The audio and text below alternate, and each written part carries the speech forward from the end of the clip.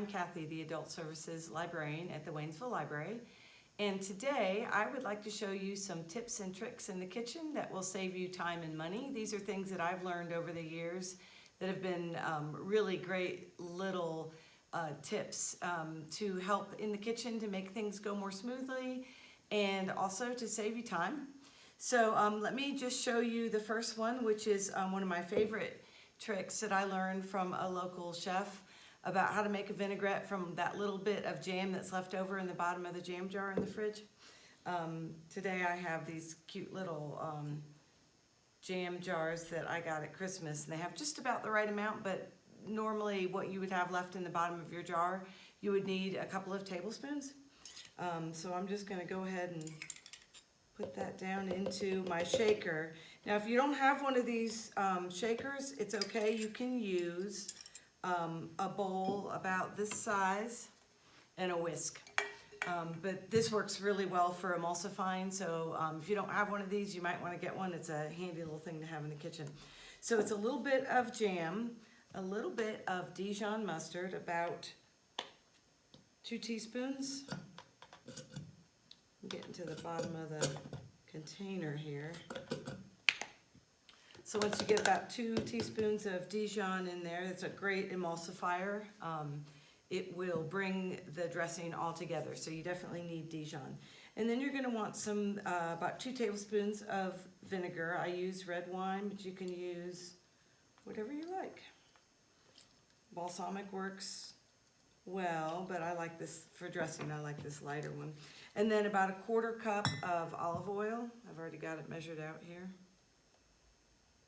And then if you wanted to, you could use an immersion blender too, but I'm just going to use this little container right here to shake it up. And it doesn't take long at all for it to immediately emulsify and turn into a beautiful salad dressing. A little bit of sweetness from the jam, and then you have there's some little bits of fruit in here too, which is nice. It was like that was like a marmalade. And I don't know if you can see it or not, but it's that easy and quick to just make a vinaigrette salad dressing. Great way to use up little bits of jam that you have left in the fridge. So that's the first thing I wanted to show you. All right, the second thing that I wanted to show you today is how to keep your herbs fresh. This happens all the time when I buy herbs. Before I learned this trick, they would wilt and become unusable after a couple of days. This parsley and cilantro that I have mixed in here is about a week old.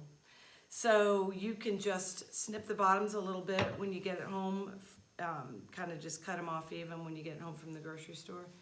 Put it down in a cup of water. Some people swear by this process here by covering them up. I've done it both ways and I've not noticed much difference. But if you like to cover them up, just cover them with a Ziploc bag, put a rubber band down here, and you can leave that in the fridge. Honestly, for a week and a half or longer, you just won't believe how long your herbs will stay fresh. So that's a great trick if you like to use fresh herbs. All right, the next thing I want to show you, this is pretty cool. This is called a porcelain grater, and this is a tool that's used for grating ginger or garlic. You can even grate onion on that if you get a recipe that calls for grated onion. The trick that I've learned though is to cover it with a piece of plastic wrap. I like the press and seal because it really sticks well. And then when you grate it, you're actually going to be grating it into a little container, because you can just pull up the corners of the plastic wrap and save your grated ginger that way. I'm going to peel it real quickly. If you've never done this, this is the quickest, easiest way to peel your ginger, is to just use a spoon. It's amazing how quickly it works. And I don't take all of the skin off, just most of it. It's okay if a little bit's left in there. I use my grated ginger to make homemade soda using a ginger bug, which is fermented ginger, sugar, and water. So I like to have the skins on there because it adds to the fermentation, but if you're using it in a dish that you're cooking, you might not want to have as much skin off.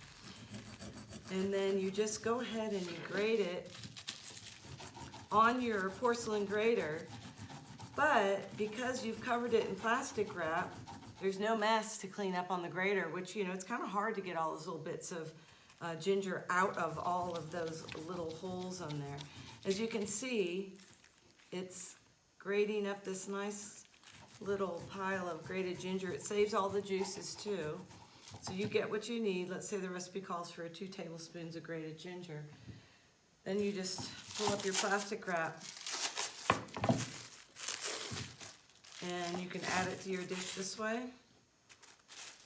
like this. You can just scrape it into your dish, or you can go like this and save it in the fridge until you're ready to use it.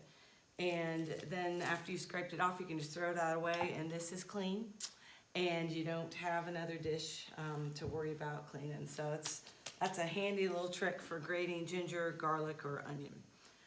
Okay, oh, this is a great one. Hot peppers, when you're cutting them, you know, I typically use a safety glove. And those of you that have seen my videos before know that I don't use my knives without a safety glove on, because I've cut myself one time too many. These are great, but you do have to throw it in the dishwasher, in the washing machine, after you've used it just this one time with a hot pepper, because the juice gets on it. So this is a trick that I learned that I really love. You slice your pepper to cut.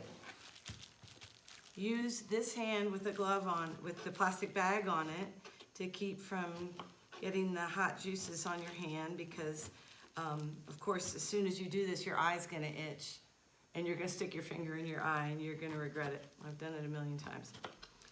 Then you cut your pepper, and you can either grab it or you can use your knife to scrape. And there you go. Your hot pepper is ready to go. You can leave that in the fridge until you're ready to use it. Your hand doesn't have the hot pepper juices on it, so you don't have to worry about hurting your eye or your nose, because it can be really, really painful. So that's a nice little trick for chopping.